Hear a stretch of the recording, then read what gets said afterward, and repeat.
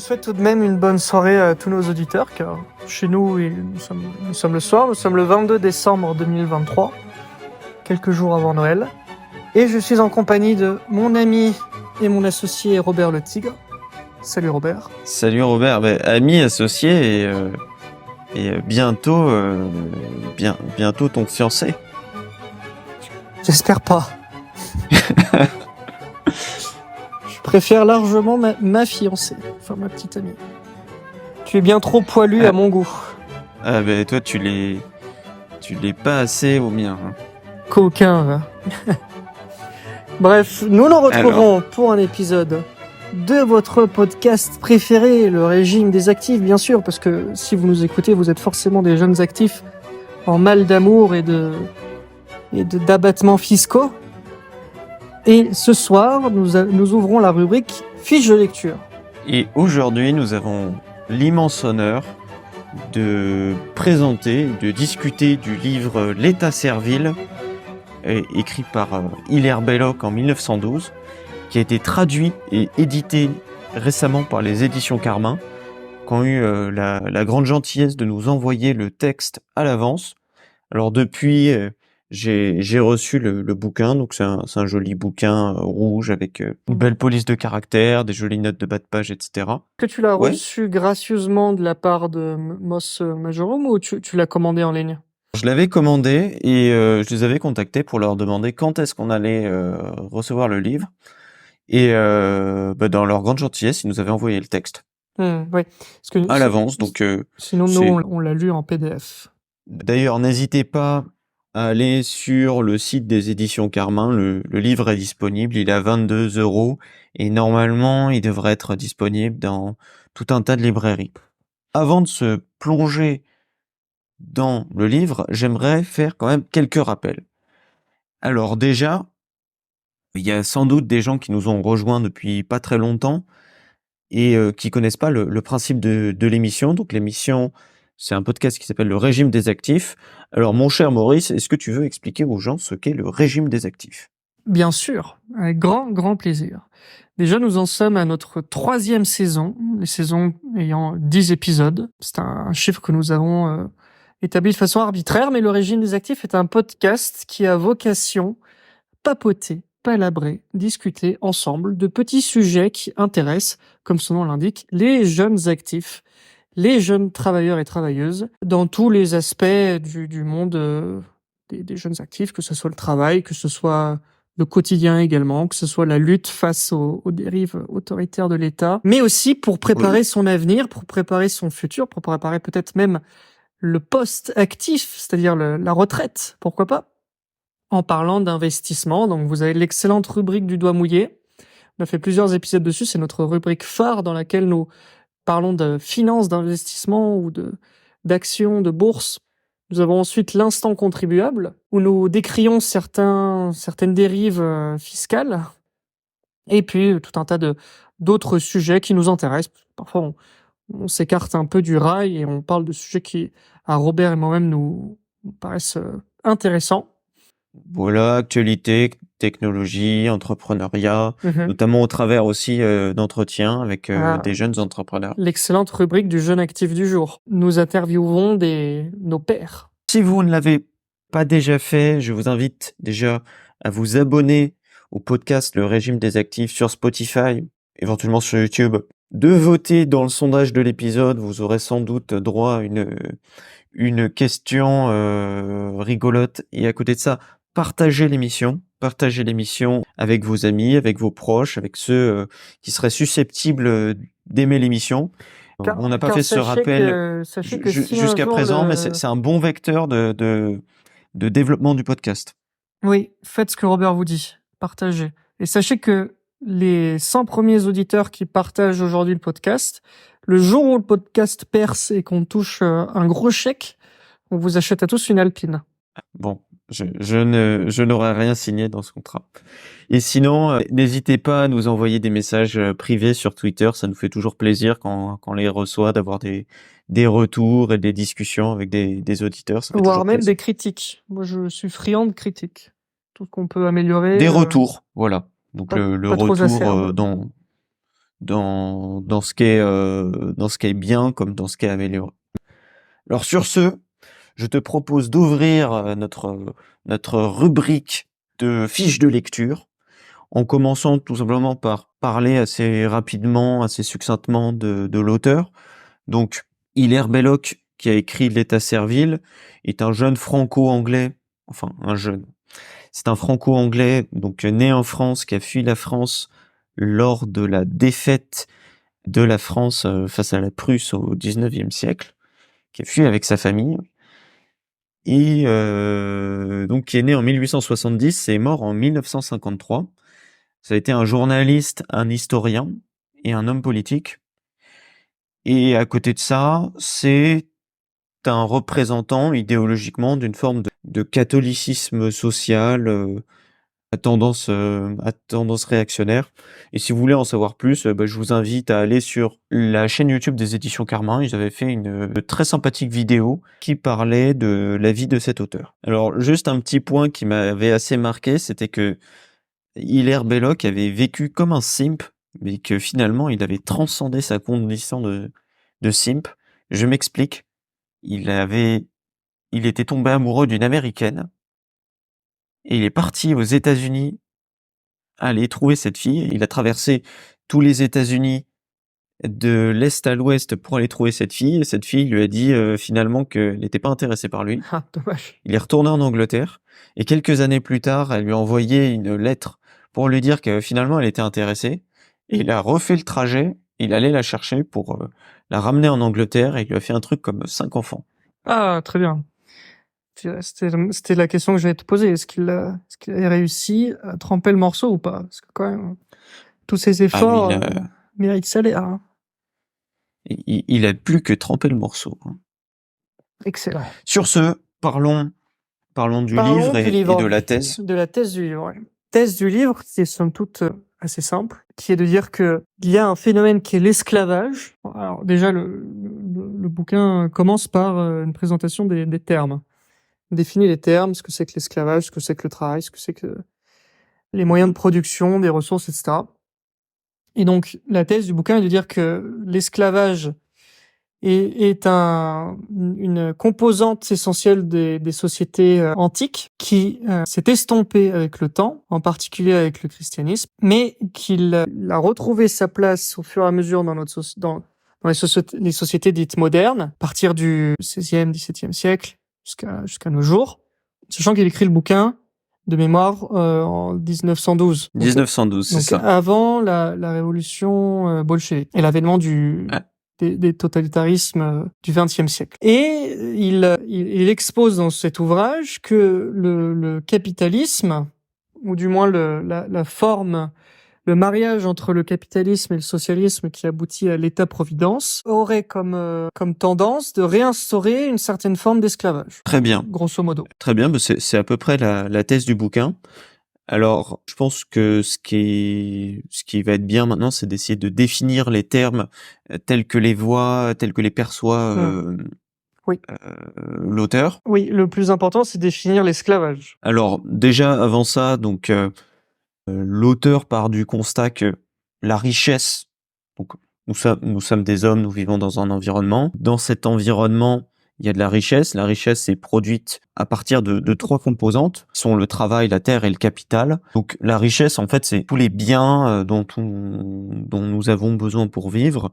Donc on peut penser aux différentes victuailles, aux vêtements, au fait d'avoir une maison, des choses comme ça. Et alors pour, je sais pas, par exemple, mettons produire une bouteille de vin, il va falloir non seulement qu'on ait de la terre avec des vignes dessus, il va falloir que des gens travaillent la terre et produisent du vin, qu'ensuite ils travaillent la vigne et qui produisent à partir des grains qu'ils auront récoltés le doux nectar. Mais pour financer l'entreprise qui va produire ce vin, eh bien, comme dans notre épisode sur les spiritueux, il va falloir des capitalistes qui vont arriver et qui vont financer toute l'opération. Grosso modo, pour faire de la richesse, il faut du travail, de la terre et du capital. Et partant de cette définition sur les grands concepts qui permettent la création de la richesse, eh bien, l'auteur va en observant la répartition de ces différentes composantes que sont le travail, la terre et le capital, définir plusieurs types de sociétés. Le premier type de société dont il va parler, c'est la société capitaliste.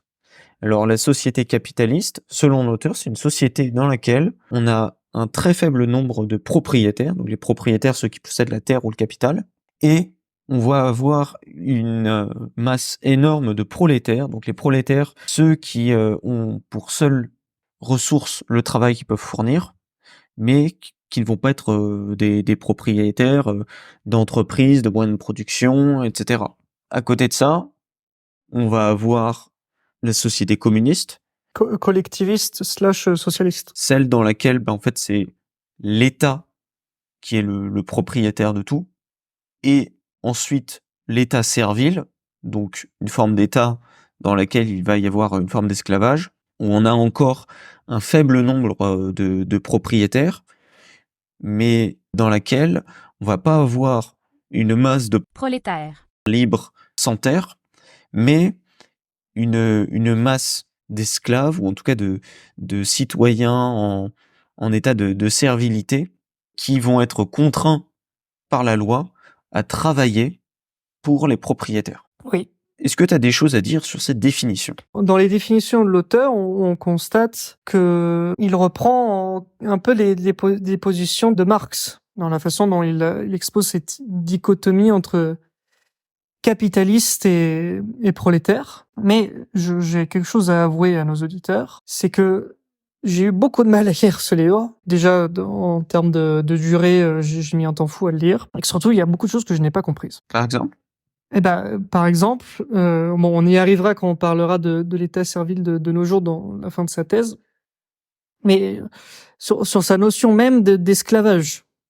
Sur sa notion même d'esclavage. Car, en réalité, il commence par dire, voilà, donc, l'esclavage, c'est cette absence de liberté qui découle du fait qu'on doive travailler pour des propriétaires. Il nuance le propos en disant qu'il y a un curseur à placer, à partir duquel, dans le langage courant, on ne considère plus un individu comme étant un esclave. Et bon, la caricature de l'esclave, c'est sous la Rome antique, ce butin de guerre, cette personne, les barbares qui ont perdu la guerre, qui sont réduits en esclavage et qui doivent servir un maître, mais qui est une notion qui est à nuancer parce que de tout temps, les esclaves ont existé et il y avait différentes formes d'esclavage. On peut citer dans la Grèce antique des esclaves qui ont été affranchis. Platon a été un esclave, par exemple. Et que du fait aussi que les esclaves pouvaient avoir une certaine forme de propriété, certaines sociétés autorisaient leurs esclaves à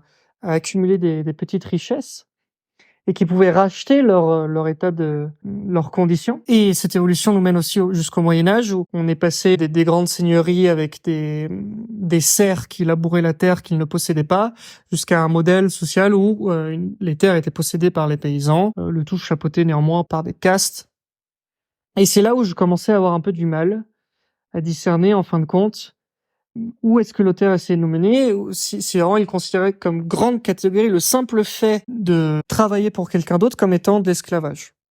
Alors, je sais pas ce que toi tu en as pensé. J'ai l'impression que c'est une question assez proportionnelle. Quand tu prends en fait la définition qui fait de ce qu'est l'État capitaliste, ce qui caractérise l'État capitaliste, c'est pas une loi, c'est pas la démocratie, c'est pas le fait d'avoir la défense de la propriété privée. C'est, selon l'auteur, la façon dont la richesse est répartie entre les gens. Ce qui est assez pratique parce que ça rend donc la notion de capitalisme universelle et beaucoup moins ethnocentrée. Mais une fois qu'on a dit que le capitalisme, c'est un régime dans lequel on a peu de propriétaires, où est-ce qu'on met le curseur? C'est quoi beaucoup? C'est quoi peu? Et autant l'auteur nous dit qu'à son époque, je sais pas, mettons, il y a 5 à 10% de capitalistes et ça serait beaucoup mieux s'il y en avait 50%. Oui, Mais C'est une Comment question est-ce de qu'on proportion, définit ouais. les catégories? Parce que justement, il dit Et l'état servile, c'est celui où justement il n'y a pas suffisamment de capitalistes dans le sens de gens qui possèdent leurs moyens de production face à une masse dépossédée. Mais alors donc pour revenir à la thèse, on a l'auteur qui nous définit ce qu'est une société capitaliste, ce qu'est une société collectiviste et ce qu'est un État servile. Et en fait, toute la thèse du livre, c'est de nous montrer comment, en étant dans un de ces types d'États, en l'occurrence l'État capitaliste, comment de l'État capitaliste on peut aller à l'État servile. Et comment historiquement, ce qui ressemblait à un État servile, des sociétés dans lesquelles il y avait de fortes disparités et des États légaux ou factuels de servitude, ont commencé à tendre progressivement au fil des siècles à des sociétés de petits propriétaires.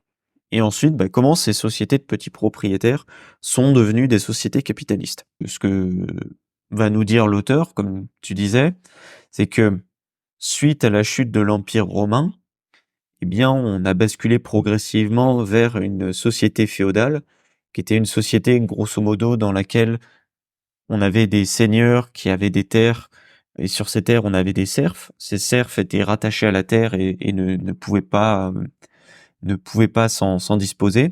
On avait aussi des esclaves à l'époque.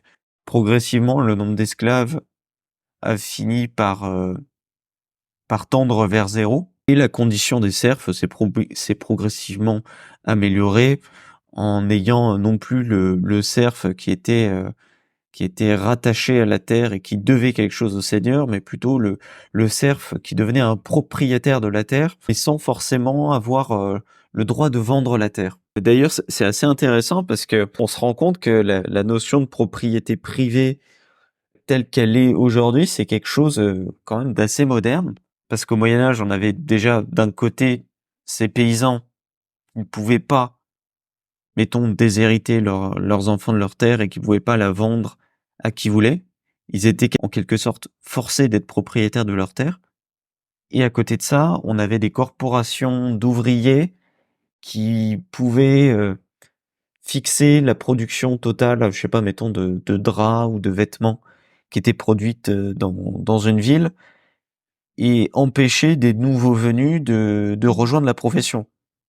Par exemple, tu pouvais pas devenir boulanger sans avoir l'autorisation de tous les autres boulangers. Une sorte de monopole professionnel des corporations, mais qui était nuancé par le système d'apprentissage et de transmission justement de ce monopole entre les apprentis et les maîtres. Exactement. Et d'ailleurs, c'est ce genre de monopole qui ont sauté pendant la Révolution française. Et donc, cette société de petits propriétaires, mais avec des espèces de freins qui empêchent la richesse d'être transmise de main en main, va en Angleterre ou même en France être totalement perturbée lors de gros événements où on va avoir des confiscations de biens. En France, on peut penser de la spoliation, oui. On peut penser à la Révolution française dans laquelle tout un tas de biens ont été confisqués et ont été distribués ensuite à des grandes fortunes. Et en Angleterre, il prend l'exemple de Henri VIII, qui saisit les terres de l'Église. Exactement, cet horrible anglican, ce schismatique, qui va confisquer les terres de l'Église qui étaient exploitées par des petits propriétaires, des paysans, des monastères, et qui vont finir dans les mains des grands seigneurs. Et en fait, selon l'auteur, le fait de déposséder des petites gens de ces propriétés, c'est ce qui va permettre l'accumulation de richesses par des grandes fortunes qui ensuite deviendront les futurs capitalistes. Et d'ailleurs, ce qui est assez intéressant, on reviendra par la suite dessus, mais c'est que l'auteur se dit aux antipodes du communisme, en disant les communistes, ce qu'ils veulent faire, c'est redistribuer l'argent, redistribuer les gains des capitalistes, alors que moi, ce que je veux faire, que la société aille mieux, c'est redistribuer les moyens de production. Sauf que, de mémoire, le communisme, en tout cas le communisme originel, hein, c'était l'idée de redistribuer les moyens de production. Et redistribuer les moyens de production, c'est quoi? Ah C'est bah, juste faire des ouvriers des actionnaires des ouais. usines. Et faire de l'État en réalité le représentant des Pas prolétaires. forcément. L'idée de faire de l'État le propriétaire des moyens de production, c'est quand même quelque chose qui est arrivé après. Les premiers mouvements socialistes ou collectivisants, ça ressemblait plus à de la pulsion d'ouvriers qui demandaient à avoir sa part du gâteau. L'intellectualisation Un communiste étatiste, c'est un truc qui vient local, après. du Oui, bah localisme, quoi. bah en fait, ils veulent juste être actionnaires. Ils veulent avoir les super profits. Et alors donc, on a cette société nouvellement capitaliste dans laquelle on a des grandes fortunes qui se sont formées, qui ont eu les moyens lors des différentes révolutions industrielles d'acheter les mines, d'ouvrir des usines, etc.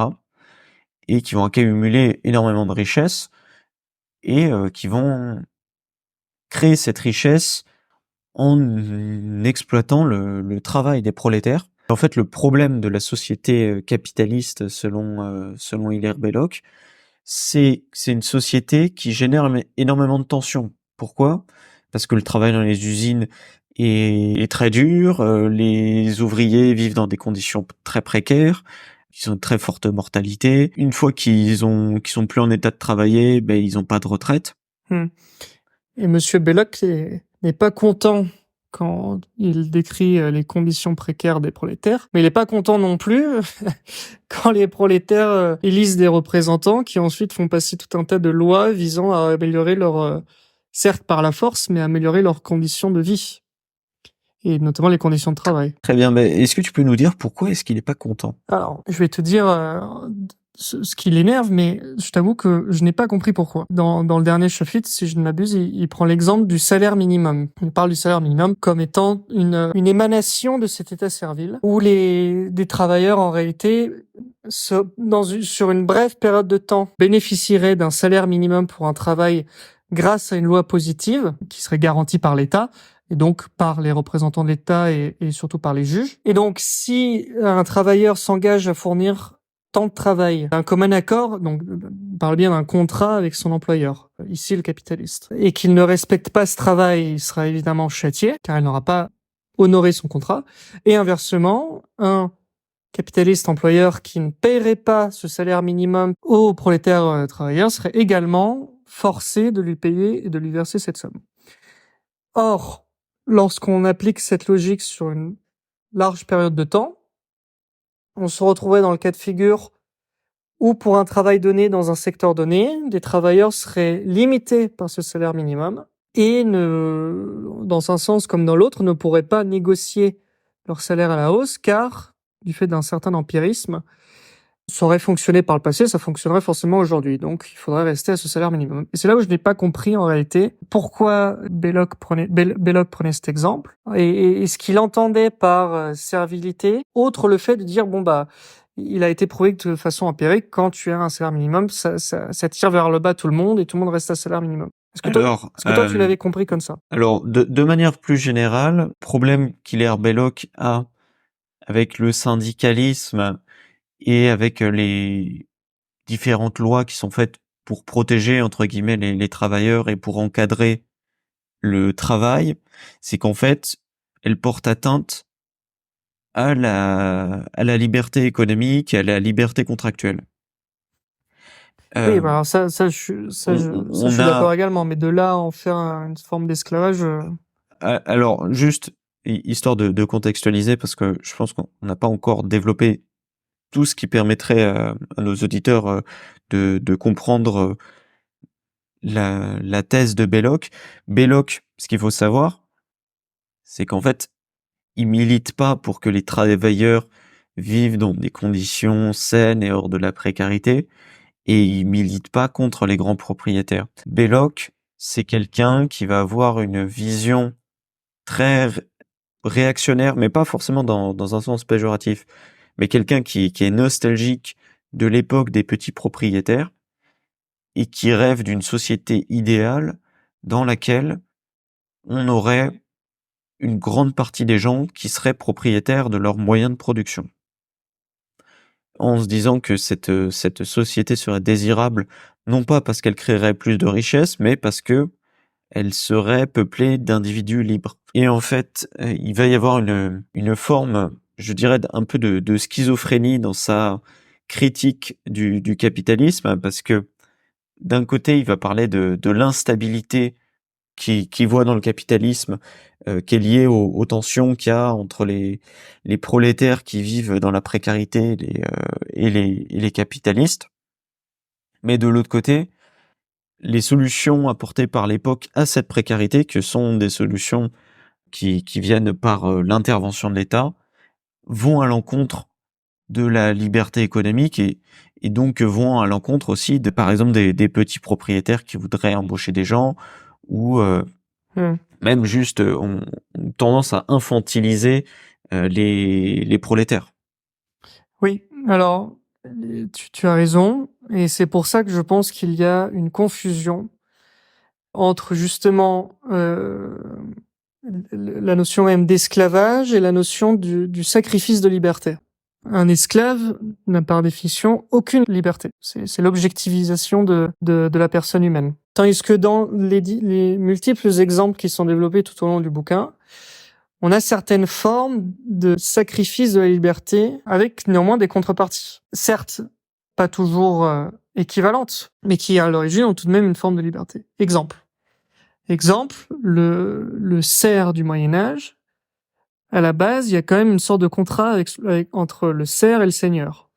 Je suis ton serf, en échange, je profite de ta protection face à des brigands, face à des envahisseurs, et ce qui suppose derrière qu'évidemment le seigneur aille mourir sur le champ de bataille. Dans les exemples plus modernes, évidemment, il y a le travailleur, le prolétaire qui travaille en échange d'un salaire. Et après, évidemment, vient la critique du capitalisme, qui est de dire, certes, mais il y a un rapport de force qui n'est pas le même, parce que justement, il y en a un qui possède les moyens de production et pas l'autre, et donc on serait dans une forme d'esclavage.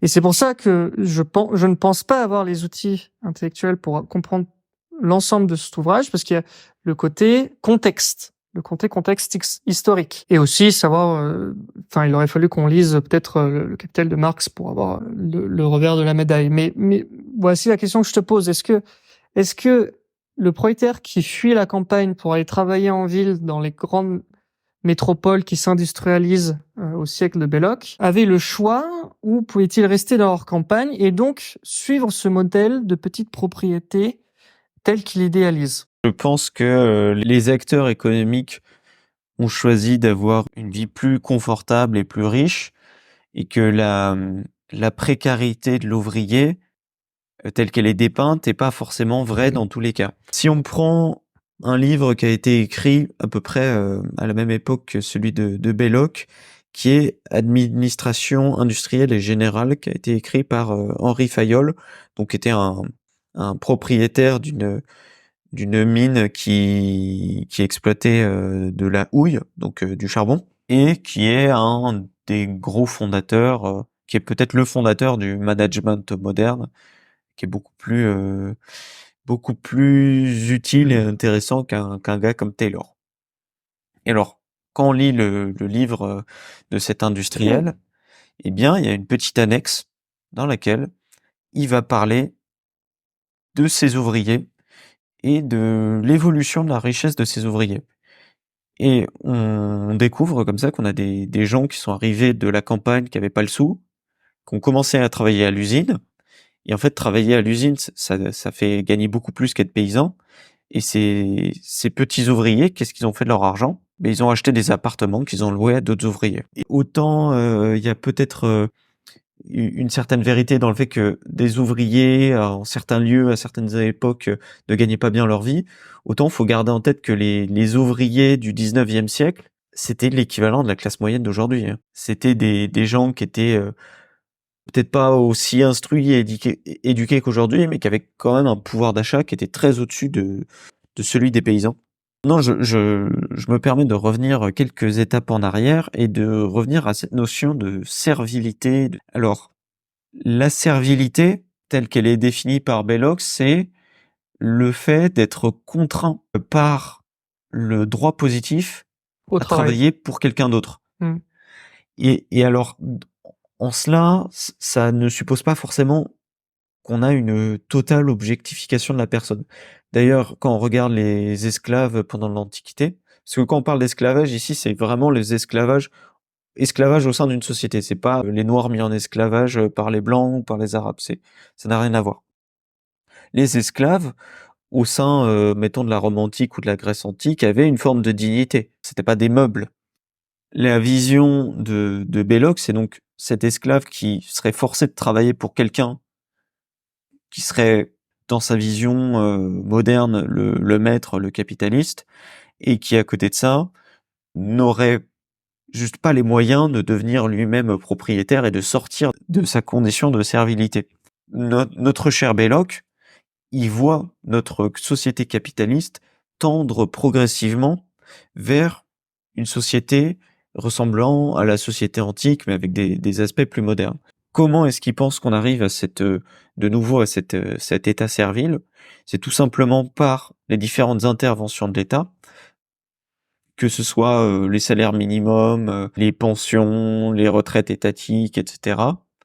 Par l'intervention croissante de l'État, il pense que progressivement, on arrivera dans une société où le salarié sera servilisé entre guillemets par son employeur.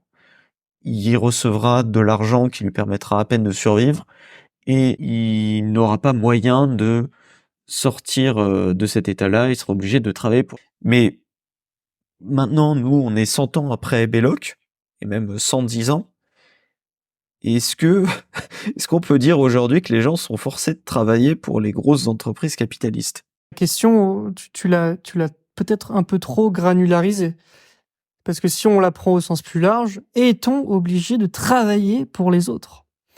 Et là, je peux te répondre avec assurance. Oui, je travaille pour les retraités. Je vis en France, je vis à Paris. Je vis des aides de la France. Les Français travaillent pour moi. Oui, tous les Français bossent. Vous bossez, vous vous levez tous les matins à 6 heures pour les bosser. Pendant que moi je dors, je me lève à midi. Et à la fin du mois, j'ai mon RSA.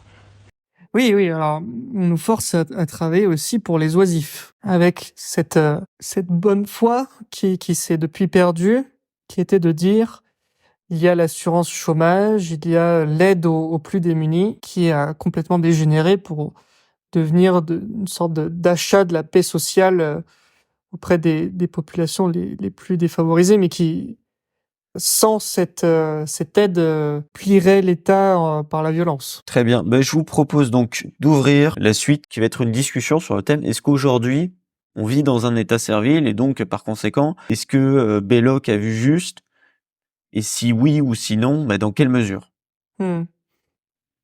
Donc ce que tu nous dis, ce qui est intéressant dans ce que tu nous dis, parce que tu nous dis qu'aujourd'hui on est forcé de travailler pour les retraités, c'est qu'il y a une forme, comment dire, d'infantilisation du travailleur aujourd'hui dans la plupart des sociétés modernes. Pourquoi? Parce que quand on est par exemple dans le salariat, l'État va nous prendre notre fric sans notre consentement, en le gardant bien au chaud et en disant non mais t'inquiète, je le garde mieux que toi, comme ça je m'assure que tu aies une retraite. Oui, alors il le Je garde le pas. garde à ta place, comme ça je m'assure que Il le tu en garde auras pas longtemps, quand il faudra te soigner. Il reste pas longtemps entre ses mains. Il est vite redistribué.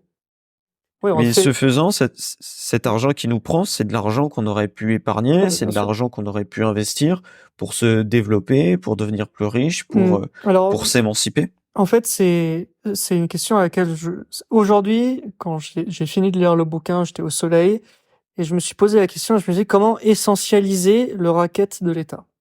Comment est-ce qu'on essentialise le racket de l'État? Donc, évidemment, on peut pas parler de l'État-providence tel qu'on le connaît aujourd'hui, sans faire tout un travail d'histoire, en quelque sorte, pour remonter aux sources, etc. Mais sans faire ce travail-là, il y a quelque chose d'assez simple. En réalité, toutes les mesures sociales de l'État-providence sont des mesures qui visent, en fait, à garantir les citoyens face aux imprévus.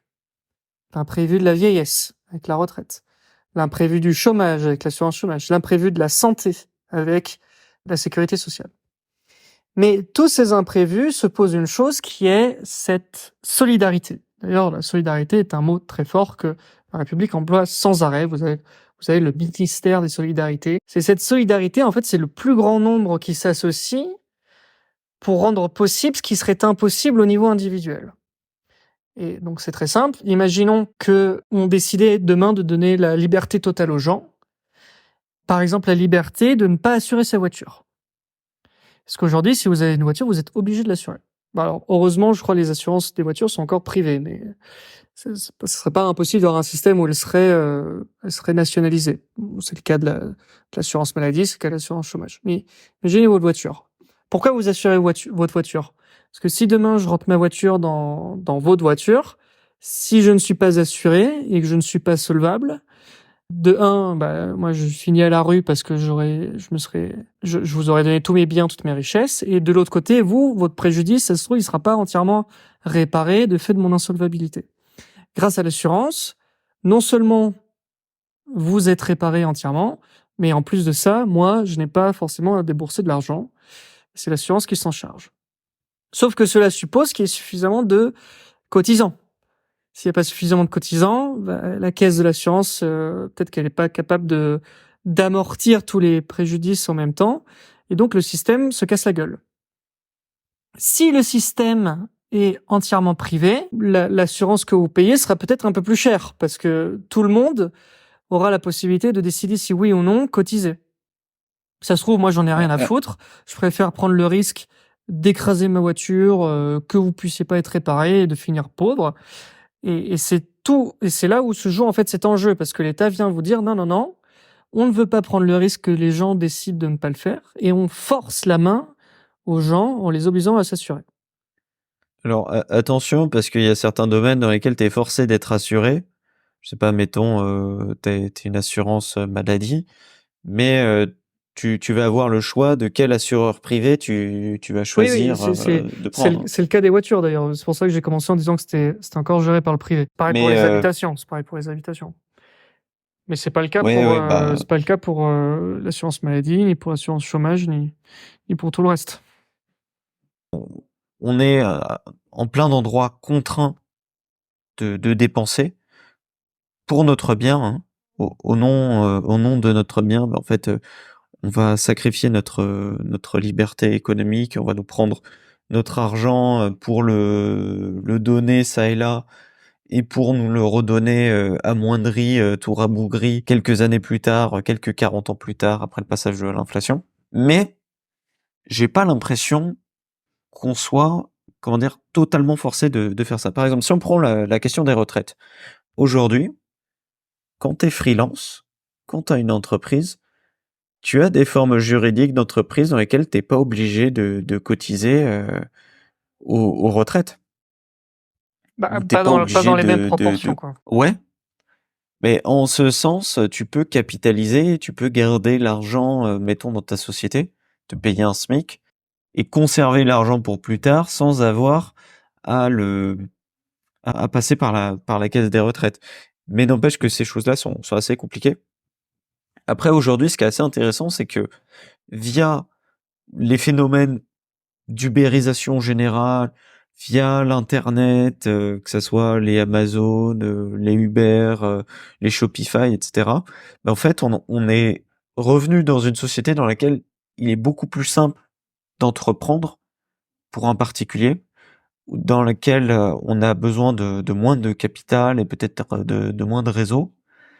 Et en fin de compte, toute la lourdeur administrative qu'on connaît, qui freinait l'entrepreneuriat avant, n'empêche plus les gens de devenir des petits propriétaires. Dans ce cas, la question que je te pose également, est-ce que tout le problème de l'état servile et des dérives côté capitaliste, côté socialiste, ne découle pas aussi tout simplement du nombre limité de ressources, du nombre limité de moyens de production, et donc du risque de monopole?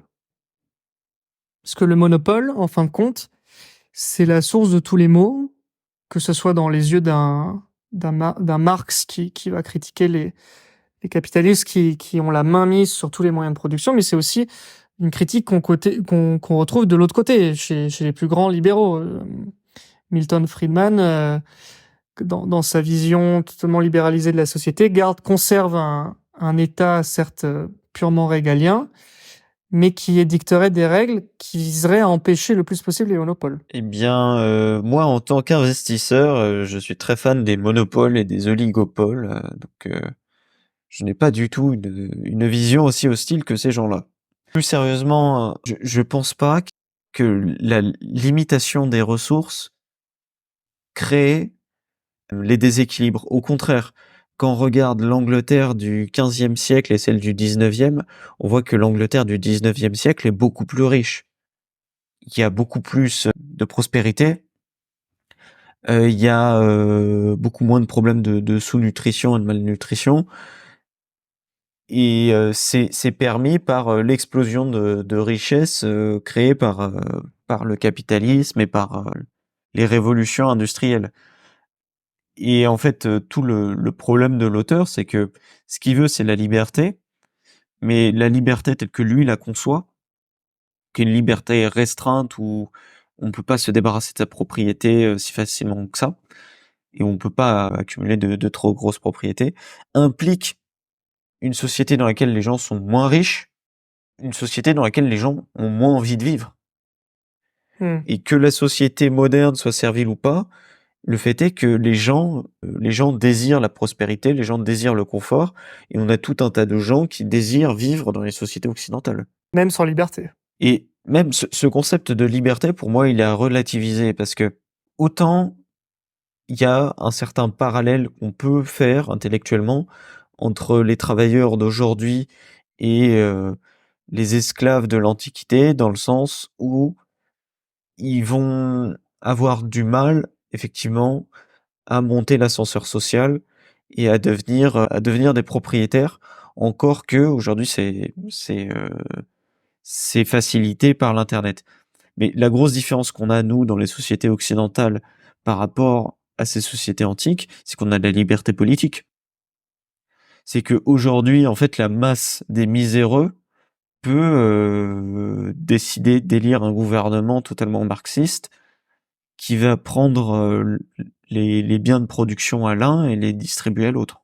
La maison d'édition qui a traduit le livre de Belloc, dans la préface, on fait allusion à ce concept un peu droitardesque du Great Reset de Klaus Schwab, de dire vous ne posséderez rien et vous serez heureux. Donc en quelque sorte, vous n'aurez aucune liberté. Enfin, peut-être, je sais pas si on peut confondre ça avec la liberté, mais vous ne serez pas propriétaire. Toutefois, vous aurez tous les conforts possibles, de par une location, en fait, quelque sorte. Une licence que l'État vous donne sur vos biens du quotidien, de votre maison, votre nourriture, vos habits, vos loisirs, et qui seront suffisants pour assurer ce confort dans une logique qui est, et ça retranche ce que je te disais tout à l'heure, de limitation des ressources. De limitation des ressources, car vient se croiser la fameuse urgence climatique et le bien-être de la planète, qui suppose donc une rationalisation de ces ressources. Et que Ouais, bon, alors pour rationaliser là, ces si ressources, on doit donc sacrifier de la liberté. Parce que si je suis libre à 100%, mon champ de blé, je peux décider de le brûler, de tout détruire, de tout piller, de répartir les ressources naturelles comme bon me semble, au risque, en revanche, de détruire la planète ou que sais-je, ce que le Great Reset tel que fantasmé essaierait de contredire en supprimant cette liberté.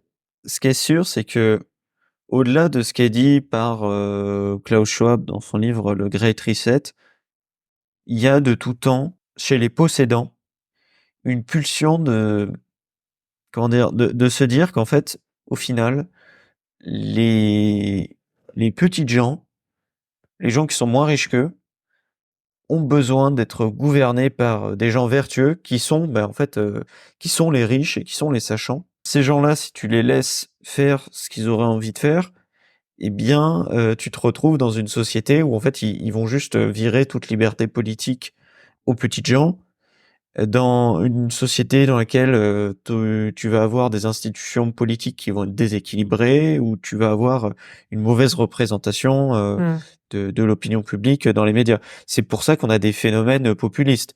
Les phénomènes populistes qu'on a pu connaître en Europe, qu'on peut encore connaître, et qu'on a pu voir aux États-Unis, c'est jamais qu'une réaction des petits gens qu'on en marre de voir des élites politiques et médiatiques qui représentent que les possédants et que le point de vue idéologique des possédants. Après, tout ça, c'est de l'idéologie, c'est du saint-simonisme. Et ce bon vieux Klaus Schwab, il peut se fantasmer, comment dire, en fait, dans sa tête, il joue à SimCity. Il se dit que la Terre s'administre comme un gros SimCity, mais sauf que ça marche pas comme ça. Les ressources, aussi limitées qu'elles soient, eh bien, on peut les exploiter différemment. Le jeu de l'offre et de la demande peut faire qu'on règle totalement les questions de pénurie par le prix. Et on n'est pas du tout à l'abri d'innovations qui nous permettent de sortir des grandes crises humaines ou environnementales qu'on peut connaître. Donc, je pense que les histoires de Great Reset, c'est de l'ordre de l'épiphénomène. Ça nous dit juste comment pensent certains riches, mais ça nous dit pas où la société va. Les gens pensent vraiment que le forum Davos, c'est l'endroit dans lequel tous les riches Où tout se joue. Alors que tout pour se Davos, joue, c'est tous qu'un les riches vont là-bas. prétexte pour aller skier en Suisse et se bourrer la gueule au champagne, quoi. Ah, et surtout, c'était bon, ça a été un endroit dans lequel les riches et dans lequel il y a encore beaucoup d'élites qui se retrouvent et qui font du réseautage, mais c'est un endroit qui est, comment dire, c'est un réseau qui est devenu pour beaucoup de gens assez ringard. Je veux dire, quand vous écoutez les différents milliardaires de la Silicon Valley qu'on peut retrouver dans les milieux de venture capitalisme, etc., les gens qui vont être, allez, entre 40 et 50 ans. D'ailleurs, un bon thermomètre pour ça, c'est le All-In Podcast, que vous pouvez trouver aussi sur Spotify. Mais même au sein de la classe politique de 30, 40, 50 ans qu'on peut avoir en Europe, pour eux, le World Economic Forum, c'est ringard. C'est juste un Alors, club de moi, vieux, quoi. je suis d'accord, hein, mais je suis d'accord aussi pour dire que les fantasmes autour du Great Reset sont aussi alimentés par des gens qui rêvent de voir, enfin, ou du moins qui aiment bien les histoires de 1984 et de se dire, il y a un complot qui vise à nous réduire en esclavage. En revanche, ce qu'il ne faut pas minimiser, c'est la portée néanmoins de l'idéologie fin du mondiste, eschatologique, avec le politique écologiste et l'idéologie qui vise justement à faire de l'être humain, de le faire passer d'être consommateur à être protecteur de la nature. Il y a beaucoup de gouvernements aujourd'hui dont le gouvernement français, qui est impulsé par cette idéologie. Ouais, je sais pas, parce que moi, je t'avoue que sur cette question de l'écologie, j'ai l'impression que non, en fait, l'écologie, pour moi, c'est juste devenu le prétexte Pour nous pour taxer, pour nous non, mais voler des thunes. pour faire passer ton intérêt ou ton idéologie. L'écologie est instrumentalisée à des fins protectionnistes, à des fins capitalistes, à des fins communistes et à des fins nationalistes. Je veux dire, quand tu regardes aujourd'hui, tous les partis en France vont avoir un discours écolo, mais qui vont aller dans leur sens. Alors, est-ce que le fait d'envoyer la maréchaussée arrêter le père et son fils qui sont en train de pêcher le long de la rivière et qui ont pris un poisson qui est réglementairement trop petit de 2 mm, c'est du communisme? Ou c'est pas justement du délire écologique? Alors, pour moi, c'est pas du délire écologique, c'est que t'as affaire juste à un fonctionnaire qui est un vrai connard. Oui, mais quelque part, le fonctionnaire, il ne fait qu'appliquer une loi. Enfin, Oui, que les mais fonctionnaires soient des connards, c'est un pléonasme. dans ce cas-là, il peut choisir de l'appliquer ou non, sa loi. Ah bah, dans ce cas-là, la prochaine fois que on m'accusera de fraude fiscale, il aura le choix ou non de me foutre en tôle, tu vois. Il a pas le choix. Quand la société était chrétienne, on avait des gens qui instrumentalisaient le christianisme pour dire aux petites gens faites pas de vagues et travaillez bien, et des petites gens qui disaient Non, mais le Christ, il dit que faut que vous nous donniez vos thunes. Je suis d'accord avec le fait de dire que l'écologisme mène au communisme. Après, je sais pas si c'est le but qui est recherché ou si ce n'est juste que le résultat. Quand je taxe avec mon malus écologique les voitures au-dessus d'un certain nombre de chevaux ou d'une certaine motorisation, je le fais pas au nom du communisme, je le fais au nom du sacro-saint réchauffement climatique. Et aussi pour taxer les gens et renflouer les caisses. Donc, je pense que c'est Ouais, plutôt mais c'est du prétexte, tu vois. C'est comme une entreprise qui va monter ses prix au nom de l'écologie. Hmm. Parce que oui, on a une formule qui est un peu plus bio, donc on va en profiter pour prendre un peu plus de marge. Pour moi, l'écologie, c'est juste devenu c'est l'argument un peu fourre-tout de notre époque. C'est la morale prête à porter. Non, donc sur notre sujet, la question qu'on se posait, c'est est-ce qu'on vit dans un état servile? Est-ce qu'on vit dans une société servile? Alors, Donc toi, tu as tendance à dire que non. quel est ton avis? Je dirais pas totalement. Pourquoi? Parce que effectivement, on est sur certains points privés de liberté économique, mais on a la liberté politique. Aujourd'hui, via des véhicules comme l'investissement, l'internet, l'entrepreneuriat, on peut sortir de la condition de pur prolétaire. Si on veut, par exemple, devenir propriétaire de sa maison, ça demande de devenir l'esclave de la banque, mais il n'y a pas de situation d'esclavage vis-à-vis de son employeur. Après, je comprends l'idée et la métaphore de Belloc. Je pense qu'en effet, son idéal est désirable, pas forcément l'idéal de tout redistribuer, mais plutôt l'idée d'avoir une société dans laquelle on a plein de petits propriétaires, on a plein de familles prospères.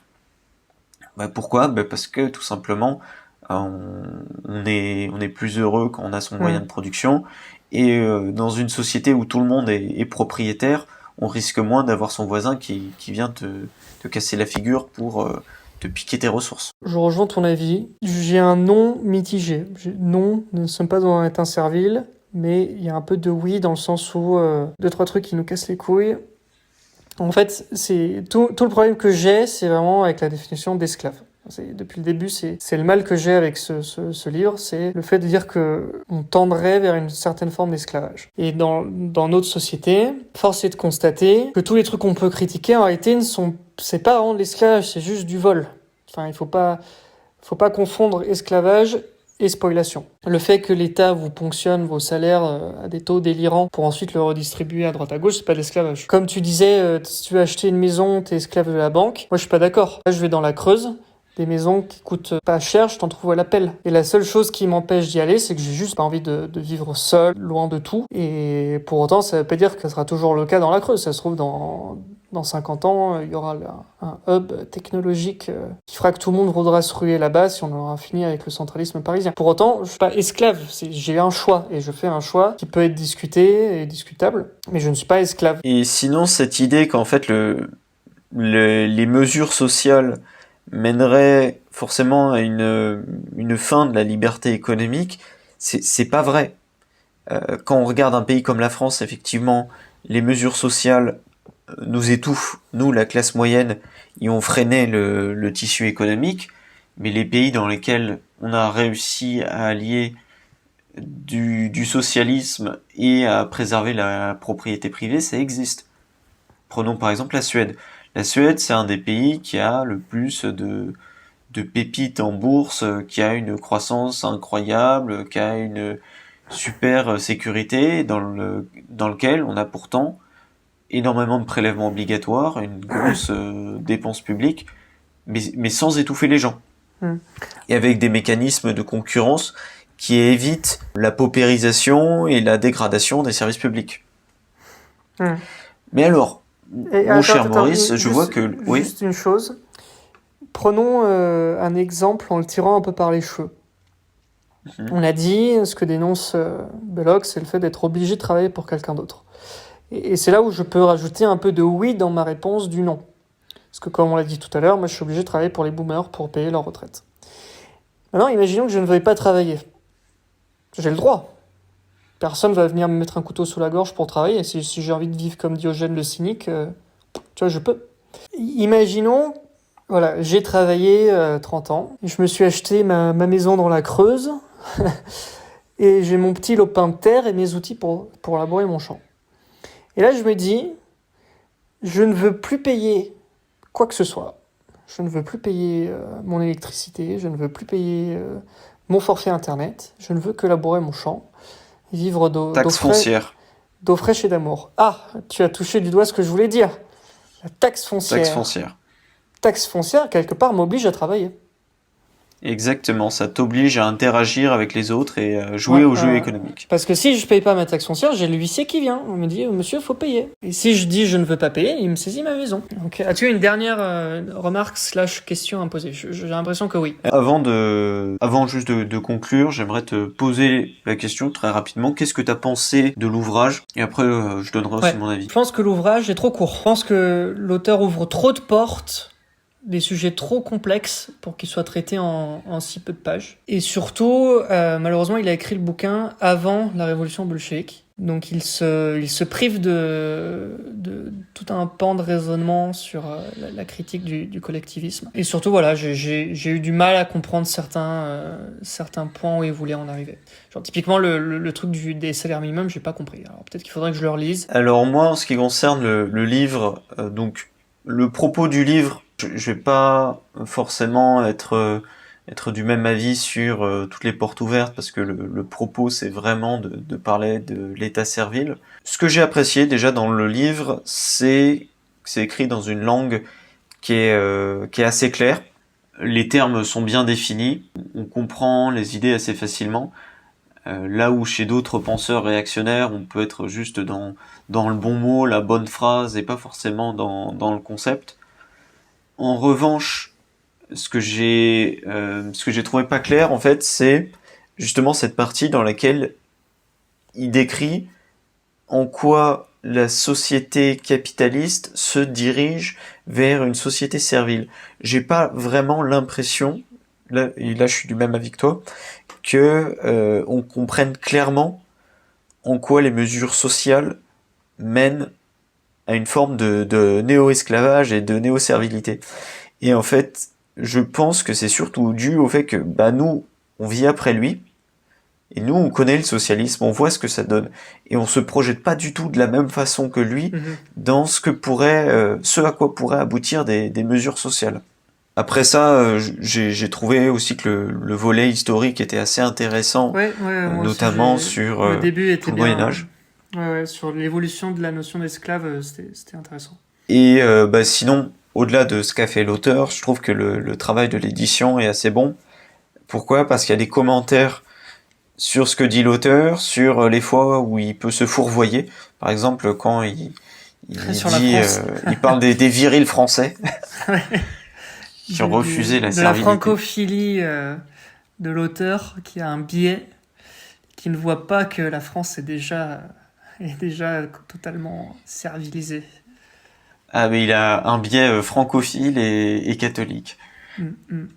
Et à côté de ça, tous les textes qui ont été ajoutés, dont on n'a pas discuté, mais qui sont en annexe et qui sont pas mal. Que j'ai pas lu. Faut que je les lise. Je t'invite à les lire après, c'est assez intéressant. Je pense qu'on peut déjà remercier les éditions Carmin de nous avoir envoyé ce texte. Encore une fois, n'hésitez pas à aller sur le site des éditions Carmin, ils font que des rééditions et des traductions de textes qui n'ont jamais été publiés en français.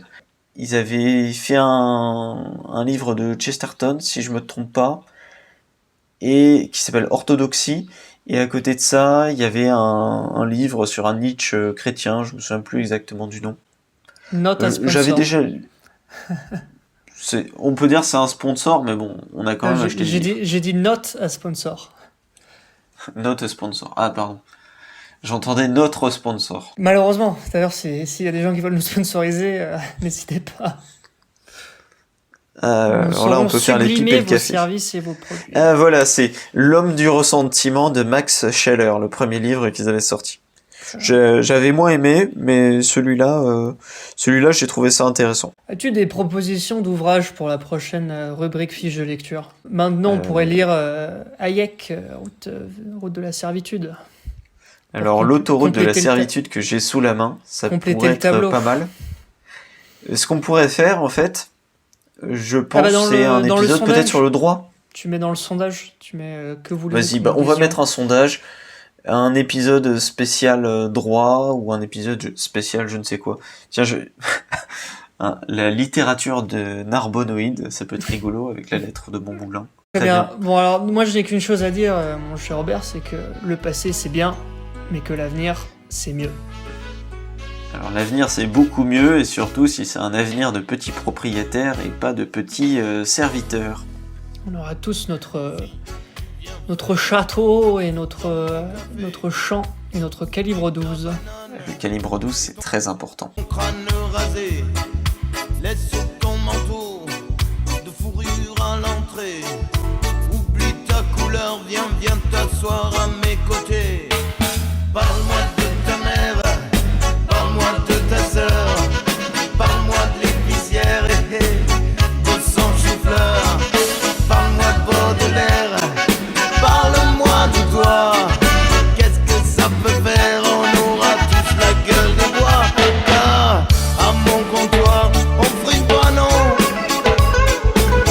À mon comptoir, on frime pas. À mon comptoir, on frime pas, non, non, non. À mon comptoir, on rigole et on boit. Si tu viens faire un tour dans mon café, gare ta Jaguar de l'autre côté. Pas la peine d'avoir le monde sous ton bras. L'almanach Vermouth ici ne servira pas. Reparle-moi de ta mère, reparle-moi de ta sœur, reparle-moi de l'épicière et de son chou-fleur. Reparle-moi de Baudelaire, reparle-moi de toi. Qu'est-ce que ça peut faire? On aura tous la gueule de bois. Ah, à mon